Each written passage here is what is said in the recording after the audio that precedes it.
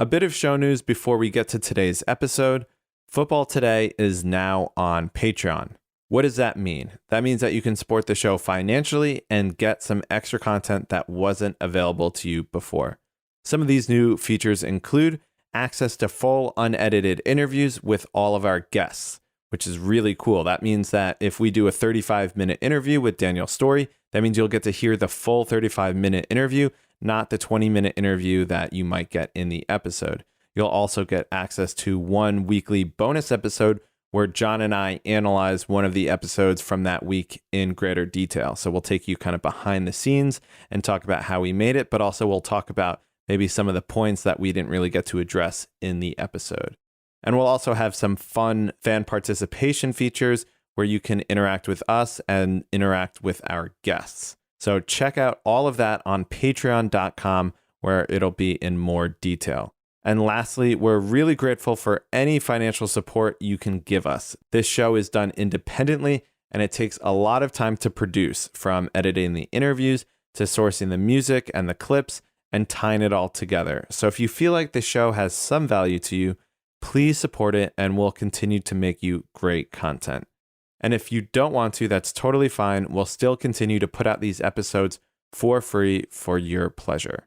Now, onto today's episode. I'm Josh Schneiderweiler, coming up on Football Today. Bueno, ante todo, es un placer estar aquí.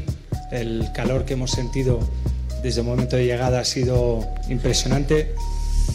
Se nota el calor humano que transmite todo el personal. Those were the first words of Jordi Cruyff after he was announced as Ecuador national team manager back in January on a 3-year contract. The hiring is just one part of a larger strategy by the Federation to rebrand and revitalize the national team.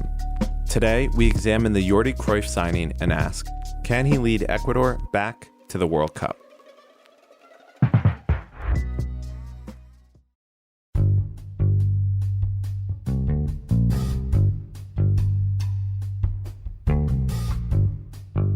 So I remember going to Ecuador days after they were eliminated in the round of 16 at the 2006 World Cup, which was kind of the pinnacle of the Ecuadorian national team. And even as recently as 2016, they made the quarterfinals of the Copa America. So can you give a brief idea of what the state of the national team is right now? Well, I don't want to be an alarmist, but we're not in a great place. Xavier Zavala covers Ecuadorian football for World Football Index and the Futbolgrad Network. Actually, because of the crisis that the world is living, one of the broadcast channels in Ecuador decided to broadcast that game against England in 2006. And the world went crazy, right? Because it's a game that we all remember, right? We remember fondly, with great memories, great passion, great intensity. We'll always remember that Beckham free kick. And Beckham! It's gone in!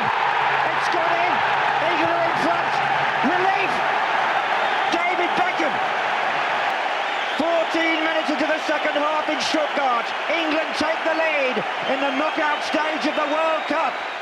We'll always remember how Carlos Tenorio almost scored that goal and how that could have changed everything. Sí, porque si empieza... ¡Oh! Arriba, Tenorio viene para gol, está perfilado Tenorio. ¡Lo mató! ¡Perdonó la vida! ¡Perdonó la vida, Tenorio! Right, so we go from that point to our current reality, in which for Ecuador right now, it's not really about magical performance or great memories. We would like two things. One, an identity that we definitely need. And number two, that the players that go on the field play the hardest and very intensely, right? So those are two things that the national team deeply needs and we don't currently have, right? So it's something that we're expecting to change soon. So Ecuador didn't qualify for the 2018 World Cup, which was a big disappointment for them, especially after making the 2014 World Cup. Can you talk about maybe why they didn't make the World Cup in 2018 and then kind of how they responded in the 2 years since?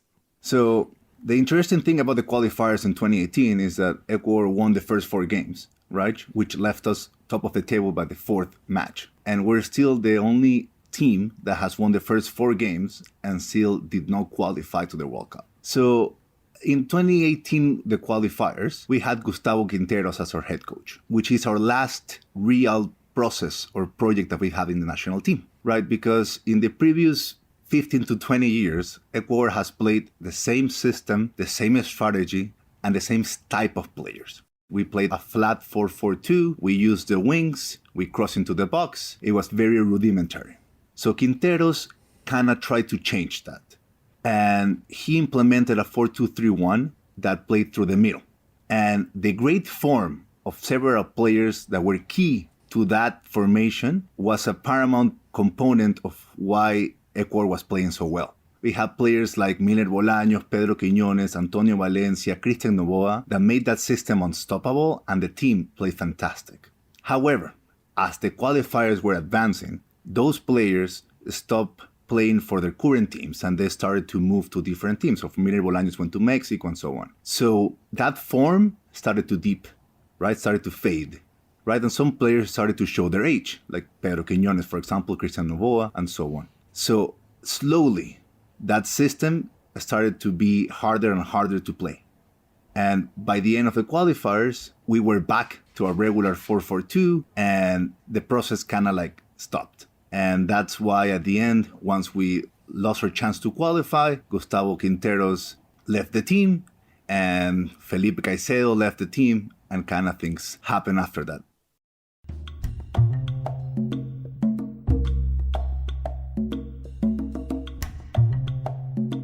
And then, following the failure to qualify for the World Cup in 2018, Ecuador appointed Hernan Dario Gomez, the manager who took Ecuador to their first ever World Cup in 2002. However, despite his previous success with the country, it was not a popular move. The thing with Hernan Dario Gomez is that his reputation is from a motivational coach. He will make you believe. The thing is that El Bolillo was exactly what we needed for the 2002 qualifiers, but it was far away from what we needed after 2018, because Ecuador is past that point. We already know what we can achieve. So when Bolillo was hired, we had to see around us countries like Paraguay hiring Osorio, like Colombia having Peckerman, like Sampaoli in Argentina. Those were our rivals, and we had to face them with El Bolillo as our head coach. So that was very difficult and hard to assimilate for most of Ecuadorians. So El Bolillo still got his chance in the Copa America. And again, he only had to deliver 2 things, right? An identity and a hard-working team. And we could not deliver that, right? So that was his greatest failure. El Bolillo wasn't the right choice. Most of us knew it beforehand, and those were the results. So after he was fired, there was a caretaker manager for a little while, but then the federation decided, okay, we need a new manager. So at that point, was Jordi Cruyff the first choice, or where was he in the process? Now, it's worth mentioning that the caretaker coach is Jorge Celico, who was very successful with the under-20 teams in the South American and in the World Cup. He's a great coach. He has a great reputation of youth development and very attractive attacking soccer. So, for example, he coached at Universidad Católica, which was an offensive powerhouse in 2017. He has very serious support in Ecuador, which his name and his presence will be relevant to anyone who coaches the national team, right? Because his shadow will always be there because of the amount of support that he has around the federation and around the fans in Ecuador. Now, before Cruyff was hired, the name of Jürgen Klinsmann was rumoring around the federation. Tras varias semanas de negociaciones, todo apunta a que Jürgen Klinsmann será el nuevo técnico de la selección ecuatoriana de fútbol. El alemán de 55 right? I understand that he did not accept the job because at the end his presence in Ecuador was required and he was unwilling to move to Ecuador. Now, that shows me clearly the type or profile of coach that the federation was looking for. And for me, it matches clearly with their 2030 strategic plan. So the Ecuadorian Federation presented a project or a plan directed towards the 2030 in which has very ambitious objectives and goals. Among them is, for example, for the national team to reach top international competitions, to schedule microcycles in the year, deliver a standard coaching methodology for youth age groups, and so on, right? So, which presents me with the idea that the federation is not looking for just a head coach for the national team. They're looking for a head coach that can deliver those ambitious points and can provide input towards how to achieve these objectives from the national team standpoint.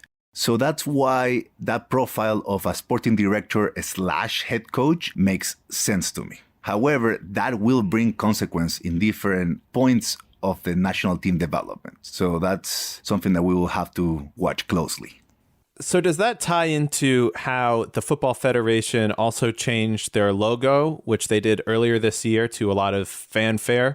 They hadn't changed their logo since 1965, and they had a very nice presentation and video. Ser un escudo tatuado muy dentro de tu corazón. Del país del cóndor, la mitad del mundo, fútbol en cada rincón. Se funden todas nuestras diferencias en abrazo de Goy. Castilla de Anzaluz y ya de Valdivia tejen solo Ecuador. Are those two things linked, the new strategy and this new rebranding with the logo? Absolutely. So they need for sure to reinvent their image, right? They have to make sure that the memories of corruption scandals, absences in the World Cup, failed coaching decisions are gone from the Ecuadorians' mind. So for example, initially the plan holds 5 pillars, which is a common Spanish term within plans and projects, right? To determine objectives for goals. So pillar number 2 is about commercial management of the federation, which will focus on strengthening the brand and empower our consumers through the presentation of permanent new information through our available channels. So yes, the changing of the crest and all these new changes is that they're trying to take a step forward and leave everything else behind. Right? So for example, in the strategic plan, you will also find strategic goals, in which number 2 is a country brand, in which the objective is to have a reconnection between the country and its population with the flag, the hymn, the crest, etc. Right? So it is definitely tied in, and they're working towards that, leaving the past behind and trying to create a fresh new beginning that would hopefully lead us to success.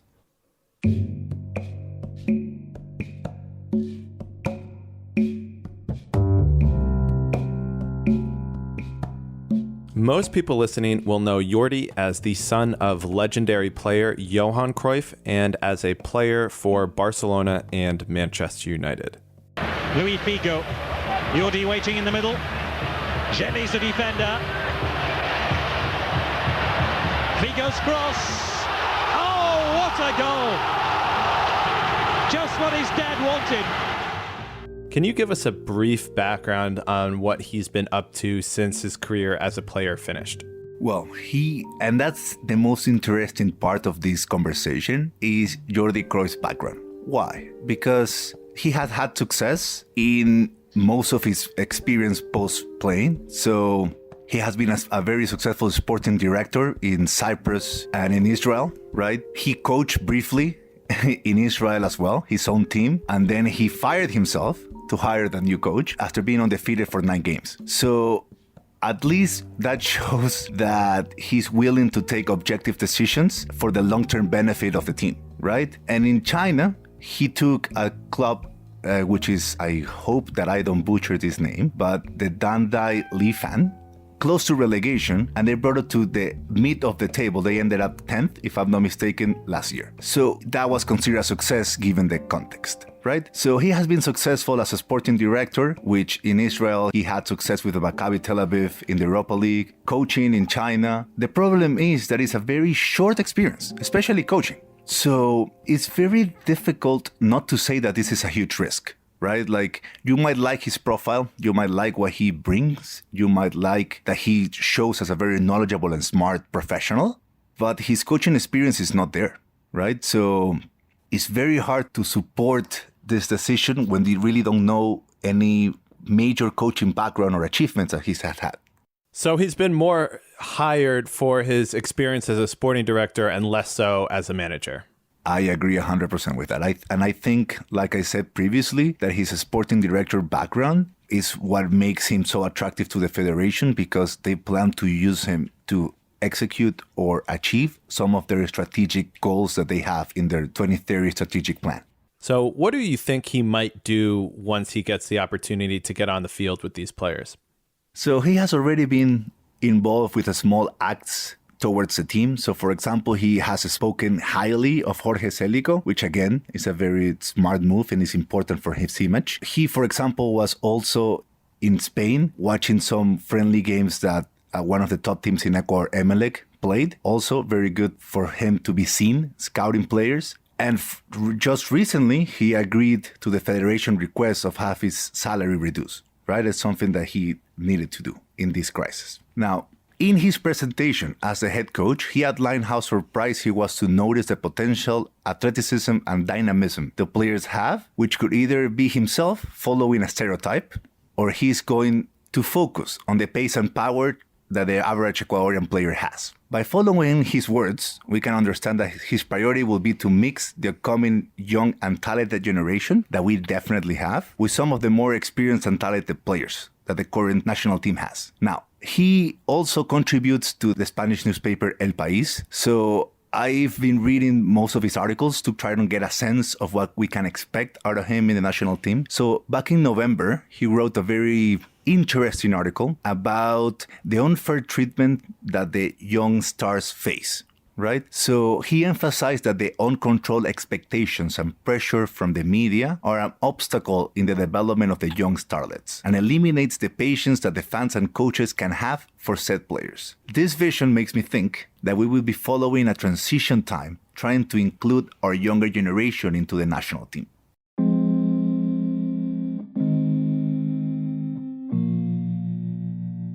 Now, going back to his actual role, Jordi Cruyff needs to deliver on the reason why he was hired, right? So he needs to start working in a more public way as well. It's something that will benefit him considerably. But at the end, he needs to deliver on the field, which is, again, something that we might not see soon. But if he starts to bring up conversations with players that were exiled from the team because of, let's say, a conflict that happened in the last Copa America, the problem is that most of those players involved in what happened are among our top players, right? So if he starts to be seen as recruiting those players and saying that they're open to bringing them back to the team, that will help him tremendously. But at the end, I think that what we might see is a slowly inclusion of this younger generation into the top national team.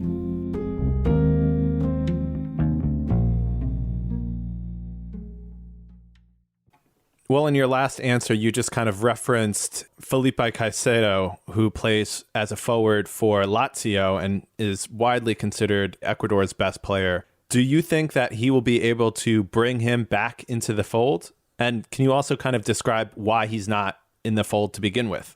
Felipe Caicedo left the team after Gustavo Quinteros was officially, let's say, fired from the team. And he was unpleased, right? Because again, it was the abrupt end of the process, which every player knows that a national team cannot be worked on short-term fixes, right? Or temporary fixes. You need a process and you need to trust the process. So that decision angered Felipao, and he has been severely missed. Like you said, he's our best striker, and no matter how great, in what great form Ener Valencia is, Felipe Caicedo and Ener Valencia are different type of players, and we need them both. So now, after the exchange of words that Felipe Caicedo had with the Federation President Egas back in October, and then the words of his agent back in February, I think it's unlikely that we will be seeing Felipe Caicedo wearing the national team jersey again. Now, if Jordi Cruyff manages to bring him back, that will be a huge amount of points in favor for him. Because, like me, most of us are pessimistic about this subject, and we really, really need Felipe Caicedo back. You mentioned earlier that there are some promising youth players in Ecuador. Just how good do you think that they could be for the senior team? So we're talking about a generation that has been so successful that they're the champions of South America, right, in the U20s, and they finished third in the U20 World Cup. It's all over, and it's one of the great moments in the footballing history of Ecuador as they take third spot at the 2019 FIFA Under-20 World Cup. And like I mentioned, this is how Jorge Celico has strengthened his brand and his name and his reputation among the federation and among the Ecuadorian fans. That's why his name is so important. So we're talking about a team that defeated teams like in the World Cup, like Mexico, Italy, US, and in the South American tournament, they defeated Argentina, and they played in a wonderful, high-pressure, modern style of play. So they didn't win by circumstantial events. They defeated those teams. So we know that Jordi Cruyff is going to force some of these players in, which will hurt the team in the short term. Now, some of these players are ready to contribute. Gonzalo Plata and Diego Palacios, for example, they're ready to play now. However, Jackson Poroso, Leonardo Campana, Cifuentes, Zavala, Steven Plaza, they will benefit from the microcycles that the federation plans to organize for the national team. Because them training together, training in their current teams, getting some more playing time will benefit them and the national team in the long term, more than in the short term.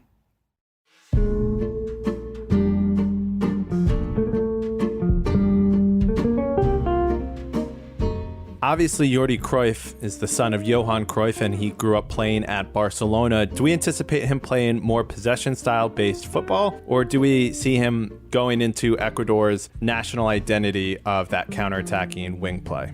So Quinteros was successful, Gustavo Quinteros, at changing our basic scheme of a flat 4-4-2. We were extremely successful using the 4-4-2 to qualify to several World Cups. However, the football world evolves. It is hard to compete with teams that have several tactical setups, like Chile and Colombia. They can go from one system to a different one within a game and you don't even notice. It's incredible. And then you have modern players that can play several roles while being on the field, like Uruguay and Brazil. And it's hard to compete with them when you have the team that plays the same way that you played 20 years ago. Ecuador is used to a very rudimentary tactical system. So I think that it's fair to expect some modern tactical changes in the team because it's one of his major needs. Now, there also will be some conflict among Jordi's base style and Ecuador's current strength, because Jordi did mention that two things that he will not sacrifice are going to be intense pressure to recover the ball and control possession of the ball, right? So basically managing the tempo of the game, making passes, or push forward. Now, the national team does not play a high intense pressure style. We're used to defending a low block, so you bring the opposing team in and then you attack the space behind. That's where we have been playing for 2 decades now, right? And we definitely don't have the type of players, several players that can play a possession style game. So Cruyff in several interviews has expressed how part of his recent success was built by him adapting to the resources that he had instead of forcing down a belief, philosophy, or playing system. I think that he will have to compromise somewhere in the middle because we just don't have the tools to play a system like he describes. So what do you expect going forward with Cruyff and Ecuador? It is a 3-year contract. Given the pandemic, it is uncertain of how many games Cruyff will be able to coach in 2020 or 2021. We already know that there will be no Copa America this year, for example. So that is his biggest challenge, because the simplest solution to any controversy is to deliver on the field. But without football, I don't see how he can move forward besides trying to be smart and try to control the political opposition that he has. And I think that he will succeed in that game because, again, he's very smart. And with the support of Antonio Cordon, which is Ecuadorian sporting director, I think that he will have lots of support as well. At this point, I can say that it is a huge risk that might pan out given his recent success in different roles. But this could also be a failure because of his lack of experience as a coach. Besides, right, that would be fair to say, even if the challenge wasn't so big. But taking over Ecuador right now, in the situation where you have political conflicts, when you have a national team that the top players are aging and cannot contribute as well as in the past, and you have to introduce a new generation that most of the players might not be ready to compete with the elite of South America, it's a very difficult challenge. They are in a very difficult position, right? And what really disturbs me the most is that even if he's a success, the rumor of Xavi Hernandez wanting to take him to Barca, it's out there. So if in a year or two he's been successful and we have a great team and with everything is going great, he might end up in Barca anyways, right? So that's something that we have to keep in mind as well. The good thing about Ecuador is that no matter the situation, no matter how bad things get, when the national team plays, people will paint their faces, go to the stadium and cheer, because that's what we do. We are faithfully loyal to our national team. So I have faith that Jordi Cruyff is a very smart professional and has the tools to bring the team forward. How forward, how long, that's something I cannot answer.